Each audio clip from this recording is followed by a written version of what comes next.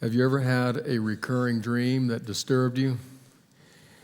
I don't think I dream a lot, but what I read is I probably do, and I just don't remember them. So I don't think I dream a lot, and even less do I have recurring dreams. But I do remember a couple of times in my life when I did have a recurring dream. One of those times was when Anita and I were talking to the search committee from this congregation about the possibility of coming and joining this congregation to lead the pastoral team. I must have been feeling a lot in the unconscious level. I was aware of feeling both honored and overwhelmed, thinking, this is a wonderful privilege, but at the same time, wow. And it was during that period of time that I had a recurring dream. Not a lot, but I had it a number of times. I dreamed that I ate a large marshmallow and I woke up and my pillow was gone. No, not really. No, the truth is, what I actually dreamed was that I would wake up on a Sabbath morning, and I would be rested and unstressed, yet I had some sense that I ought to be here at this church, and so in my dream, I would drive over to this church, and I would come walking in through the breezeway and into the pastoral offices, and as soon as I walked in, the media guys were just like, "Where have you been?" Rushing and grabbing me, "Get in there, you're preaching, it's time to start." And I said, what? I was late and totally unprepared. And then I would wake up in a cold sweat. It's like, oh, mercy. Thank you, Lord, that was just a dream. But it came, and it came, and it came yet again. I remember that's one of the recurring dreams that I've had. Now, if you've had a recurring dream, something that disturbed you, you know that experience of waking up and realizing, oh, it's just a dream. And yet there may still be something that disturbs you about it. I went online and looked, and I see that there are a number of themes that people often have in their recurring dreams. They're running from something and they can't quite escape it, or they're falling. Don't hit bottom. If you do, they say you're crazy. But so that's another dream. Another dream is that they're trapped and can't get away from something. Have you ever had that kind of a dream that leaves you feeling when you wake up with your heart pounding and grateful that it was just a dream, but still a little bit off kilter? If you can remember an experience like that, then welcome to the world of Nebuchadnezzar. That's his experience on this morning when he wakes up in the palace. His heart is probably racing. He is deeply disturbed, and he's trying to figure out what was that all about. He lived in a world where dreams meant something. And so he's wondering about this dream. Was I involved in that? Is that a message to me? What does it mean? Now, he also lives in a world where to sit at the pinnacle of power means you have other people angling to get your position. So you're never sure who you can trust of all those people that surround you. You're just not sure who is trustworthy and who isn't. And so Nebuchadnezzar realizes, I've got to find out what this dream means. But I'm not sure who I can trust. And so we come to Daniel 2, and in Daniel 2 we find the story unfold. The choice he makes to find out what the dream means, what the dream meant to him, and even maybe more importantly, what the dream means to us. So Daniel chapter 2, we begin in verse 1. In the second year of his reign, in other words, it's early on, Nebuchadnezzar had dreams. His mind was troubled, and he could not sleep. You've been to that place before. So the king summoned the magicians, enchanters, sorcerers, and astrologers to tell him what he had dreamed. When they came in and stood before the king, he said to them, I've had a dream that troubles me, and I want to know what it means. Then the astrologers answered the king, May the king live forever. Tell your servants the dream, and we will interpret it. The king replied to the astrologers, This is what I have firmly decided. If you do not tell me what my dream was and interpret it, I will have you cut into pieces and your houses turned into piles of rubble. But if you tell me the dream and explain it, you will receive from me gifts and rewards and great honor. So tell me the dream and interpret it for me. Once more they replied, Let the king tell his servants the dream, and we will interpret it.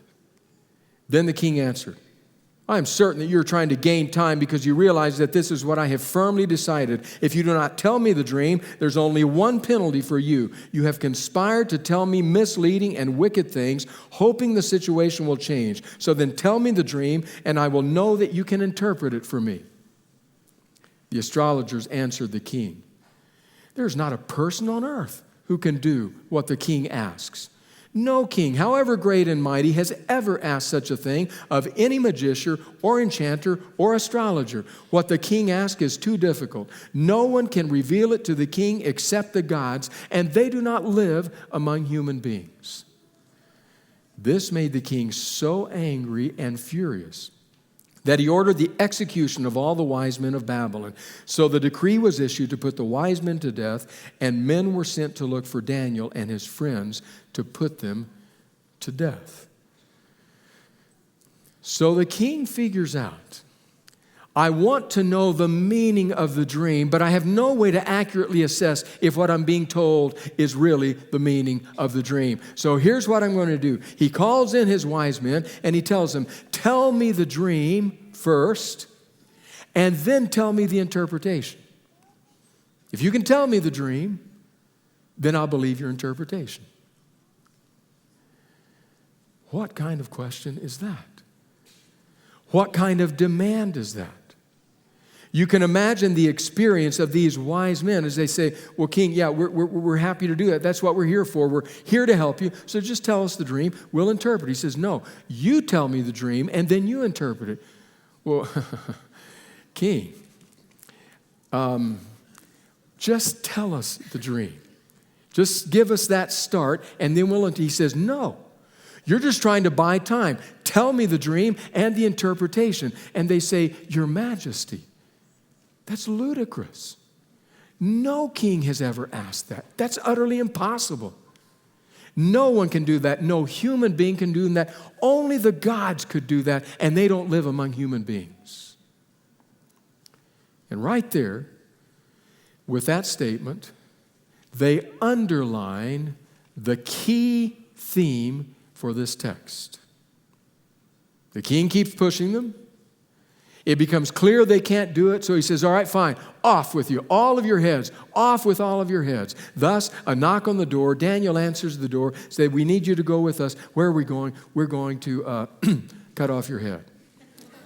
What? What are you talking about? And the whole story comes out. Enter Daniel. Back to Daniel, to this time with verse 14. When Arioch, the commander of the king's guard, had gone out to put to death the wise men of Babylon, Daniel spoke to him with wisdom and tact. We run into those attributes again.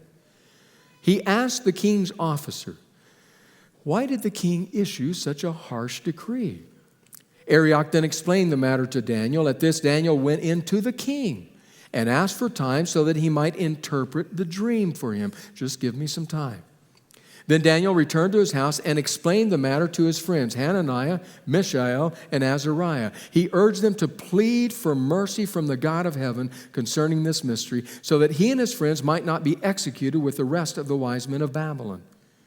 During the night, the mystery was revealed to Daniel in a vision. Then Daniel praised the God of heaven and said, praise be to the name of God forever and ever. Wisdom and power are his. He changes times and seasons. He deposes kings and raises up others. He gives wisdom to the wise and knowing to the discerning. He reveals deep and hidden things. He knows what lies in darkness, and light dwells with him. I thank and praise you, God of my ancestors. You have given me wisdom and power. You have made known to me what we asked of you. You have made known to us the dream of the king. That prayer is the heart of this passage. It's the heart of this passage because just as the wise men have unwittingly underlined the fact this mystery is unknown to any human being, only known to the gods, Daniel comes back and says, yes, but the God of heaven will reveal things mysterious to others. And so it is that Daniel appears before the king. This young, Hebrew youth, standing in the palace in the court of power, the Oval Office of his day. The most powerful person on the planet, Daniel, this young exile, stands before him. And as he stands before him, we begin to realize that things are not as they seem. You see, Babylon is the mighty power of the then known world. Nebuchadnezzar is the great king, the most powerful king that Babylon had. It is true that his father, Nabopolassar, had passed on some good things to Nebuchadnezzar, had passed on some might, some power, some money. But Nebuchadnezzar had conquered lands. He had brought much money into the royal treasury. He had built magnificently. He had intermarried with other royalty to create alliances. In fact, he had intermarried with the Medes. He had a wife who was from Persia. It is believed that because of that wife from Persia and because of the fact that she sometimes would get homesick, that Nebuchadnezzar built what would become known as one of the 7 wonders of the ancient world, the Hanging Gardens of Babylon, so that she would feel more at home. Herodotus tells us, there is some dispute of this, but Herodotus tells us that the walls that he built around the city of Babylon were massive. In fact, Herodotus says the walls ran for about 56 miles. Others say it wasn't nearly that far. But Herodotus says not only did it run for all that distance, but the walls were so wide that they held chariot races on the tops of the walls. Might and power, prestige and majesty, such that will cause Nebuchadnezzar later in the book to stand on the rooftop of his palace, to view the scene before him, and to say in all the arrogance and pride of his heart, "Is not this great Babylon which I have built?" Herodotus also says that on that wall there were beautiful blue displays of the king and the phrase, "I am Nebuchadnezzar, king of Babylon." When he ascended to the throne, he prayed to the Babylonian god Marduk. He said, "O merciful Marduk, may this kingdom last forever." He prayed, "Marduk, let the wealth of many nations be brought to this place. Let me have many children. Let us experience great peace. Let me live to an old age. Let this kingdom last forever." Daniel is surrounded by might and power. It seems that is what is in control of the world. But things are not always as they seem. Because here's this young Hebrew standing alone, faithful, dare to be a Daniel. I was working on the sermon this week and I saw a YouTube video. Had nothing to do with Daniel, nothing to do with Nebuchadnezzar, nothing to do with the ancient world. But as soon as I saw the video, I thought of Daniel. I saw what happened in the video and I said, that's like Daniel. The might and the power of Babylon threatening to overwhelm him, but he stands. It's a video of Laird Hamilton, professional surfer, being told by a sea-doo to get up on a wave. I want you to watch what happens and see if Daniel and Babylon don't come to your mind. Watch.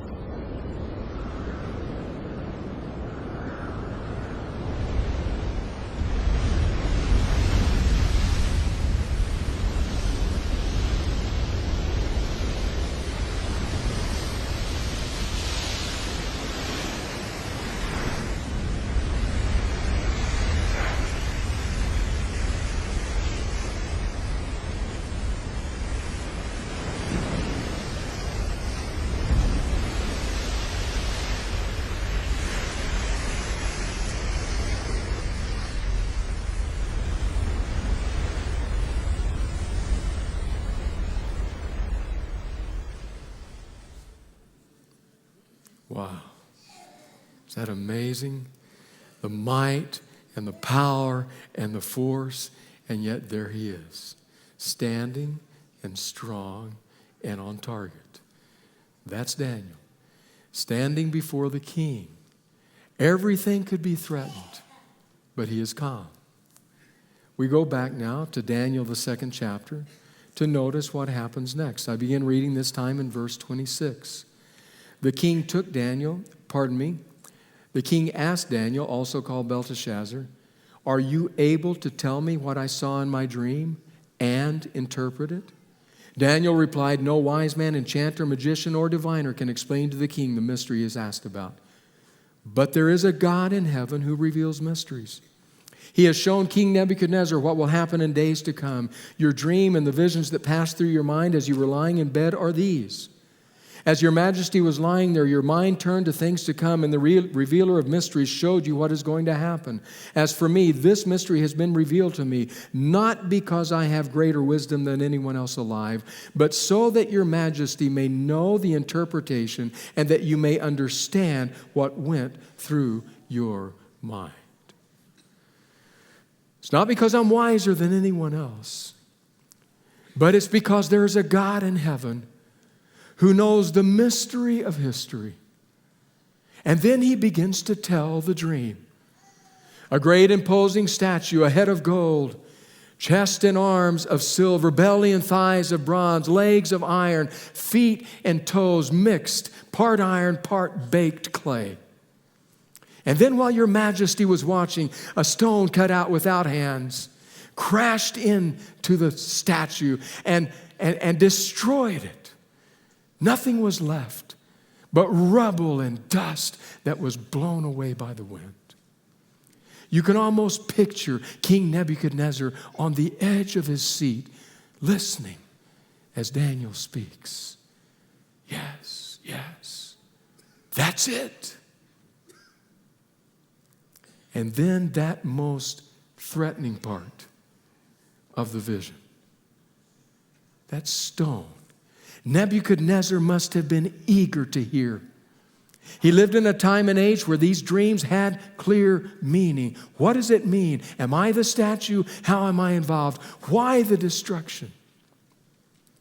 So we go back again to Daniel 2. Verse 34, Daniel still speaking. While you were watching, a rock was cut out, but not by human hands.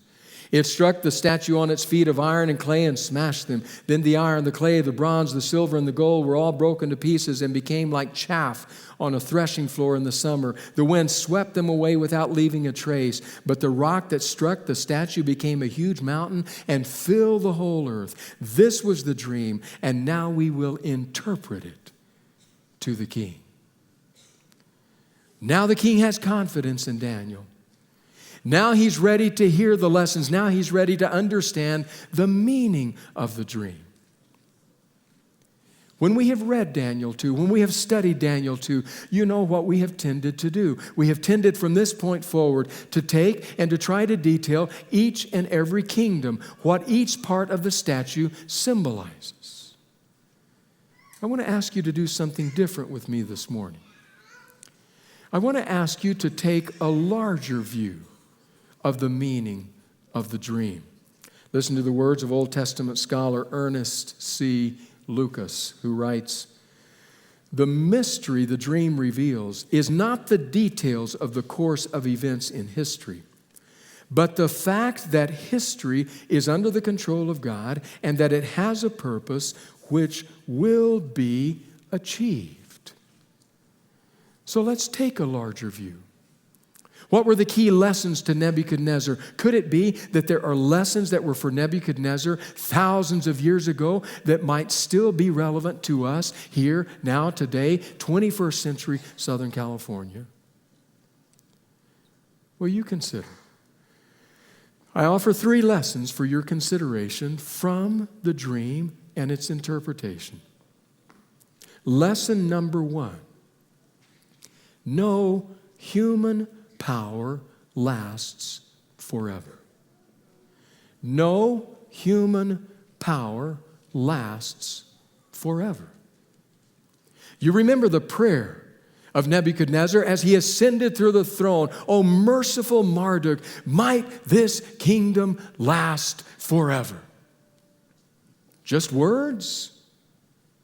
Or is that really in his heart? Is it just a curiosity to you that he finds out? Daniel says to him, you are the head of gold. He finds that out, and yet one chapter later, he builds an entire statue made of gold. It's all going to be gold. Would there be in the heart of Nebuchadnezzar that desire, that yearning? I want my might and my power to endure throughout my lifetime, and then my kingdom to last forever. And here stands this young Hebrew in the palace of power and says to him, O king, no human power lasts forever. None. Because you are the head of gold. But after you, he says, will come another king. And after that king, another king. And after that king, another king. And after that king, a rock cut out without hands that will obliterate the entire statue. Because no human power lasts forever. I saw that in a sense, up close and personal. August of 1991. My wife Anita was working at the travel agency here in Loma Linda owned by Milford and Cheryl Harrison, engaged in the travel world. She got to travel, and sometimes she took her husband along with her. August 1991, she came home one day and she said, I'm going on a trip. Where are you going? I'm going on a trip to Siberia. To what? To Siberia. Is that North Texas? No, Siberia in the USSR. I said, what are you talking about? Yes, I'm going to Siberia. Alaska Airlines is instituting a new route. They're taking a group of us travel agents, flying us to Siberia for a week. And I said, are you asking or are you telling me? I'm telling you. Oh, Siberia.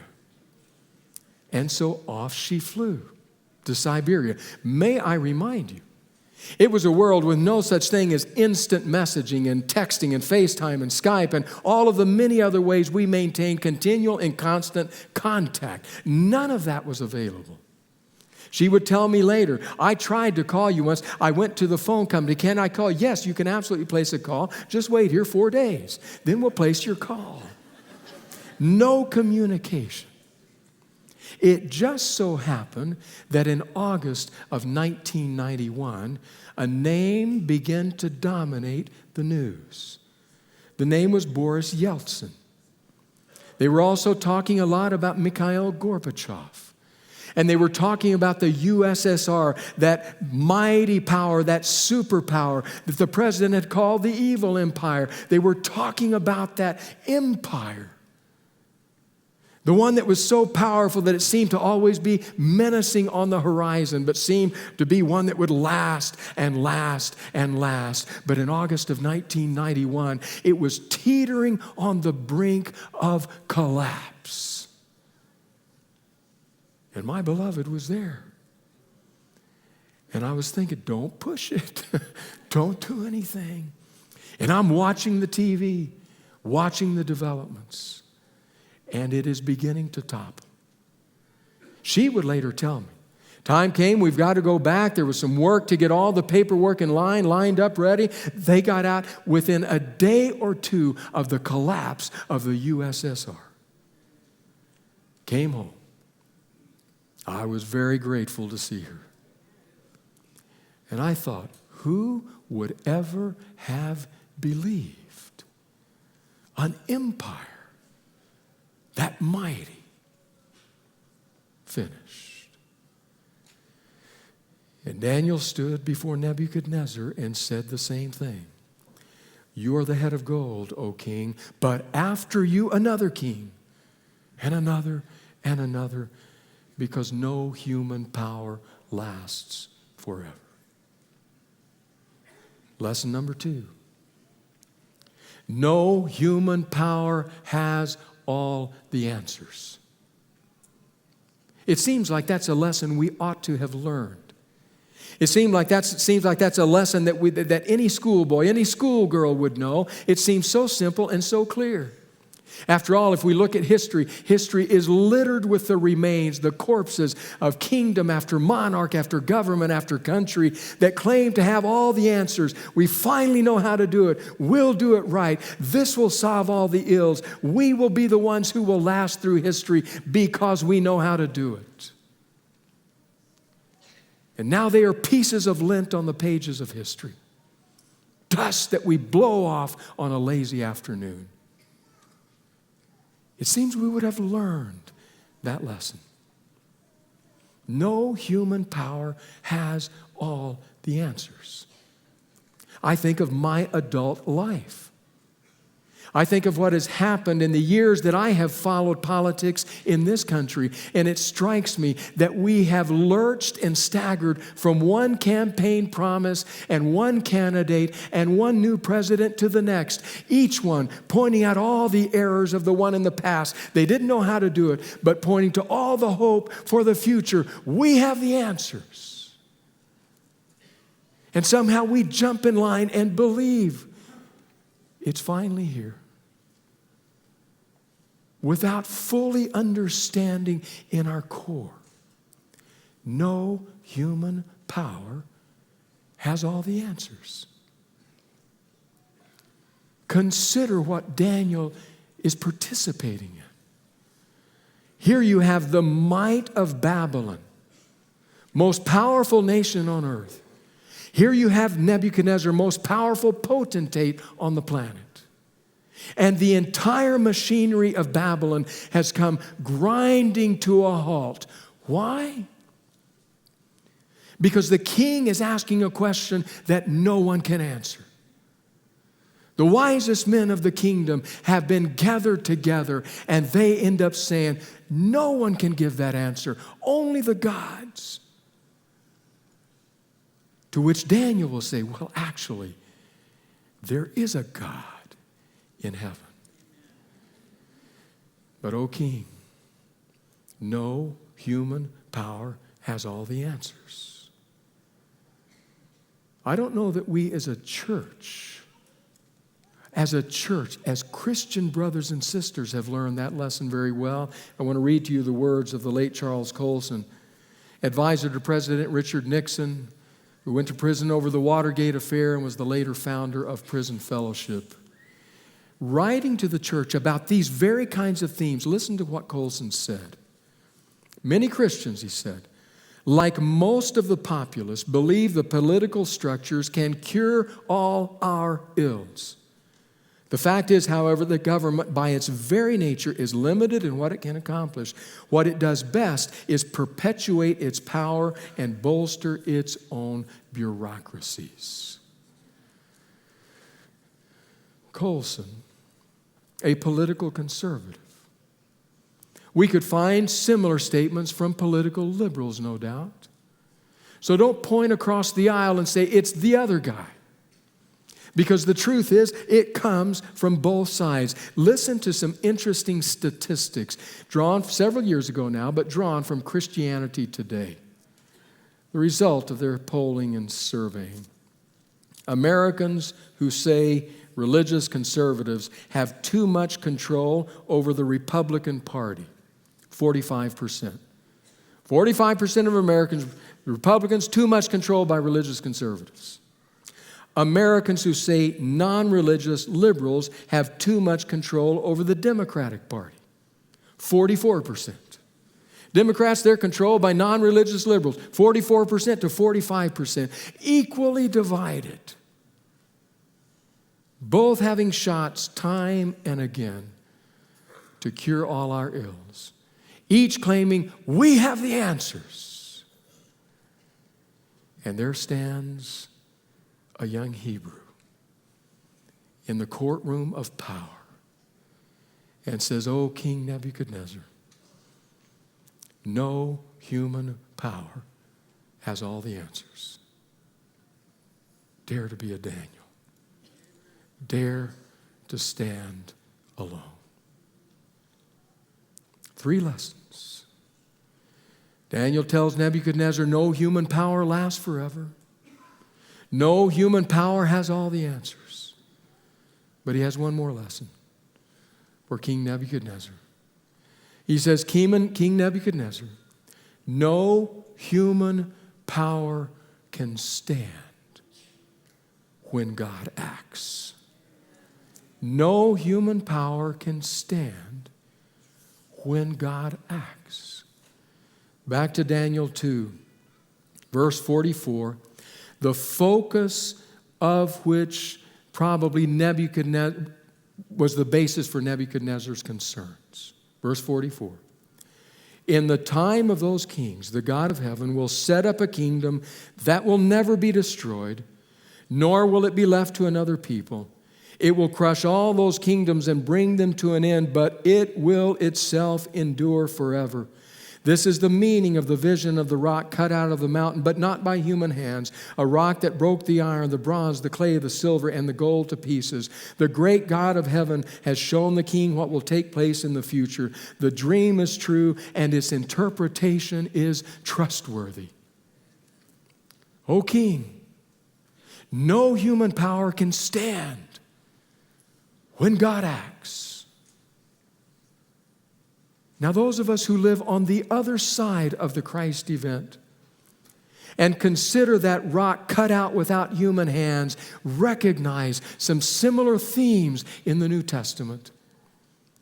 We remember Jesus saying, the cornerstone that the builders rejected has become the chief cornerstone.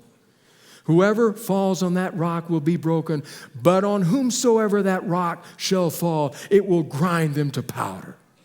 Almost the same terminology. We remember the words of the angel Gabriel to that young virgin named Mary, the one who will be born of you. He said, he will rule over Jacob forever, and of his kingdom there will be no end. And we think of Daniel. And then we think of those inimitable words in the book of Revelation. The kingdoms of this world have become the kingdom of our God and of his Christ, and he will reign forever. The rock cut out without hands. O king, no human power can stand when God acts. Because the day will come when every potentate, every diabolical dictator, every monarch on the planet will fall face in the dust before this God. When every prophet, every prince, every preacher will kneel and bow. Every human on the planet who has ever experienced any power will fall before that stone cut out without human hands. Because when God acts, no human power can stand. That, O king, is the meaning of your dream. Can you imagine standing at the seat of power, accompanied only by the prayers of three friends, back, stiff, the frothing might of Babylon swirling around you, and yet there he stands, faithful, true, dare to be a Daniel. I want to read to you what to me may be the most enduring image, certainly of this story, maybe of the book.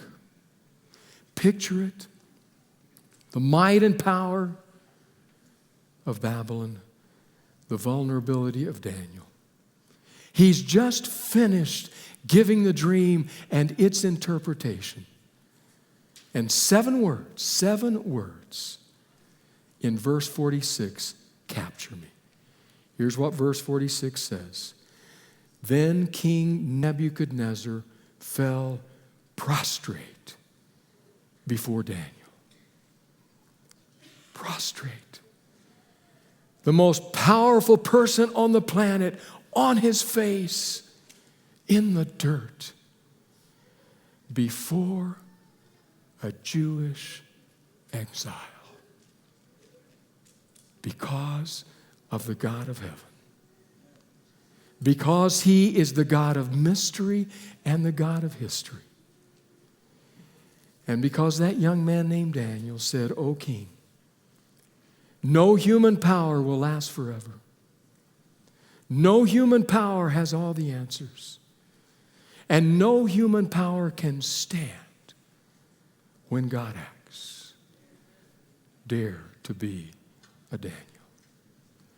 God of grace, our hearts are stirred by Daniel, by his courage, by his humility, by his wisdom and tact.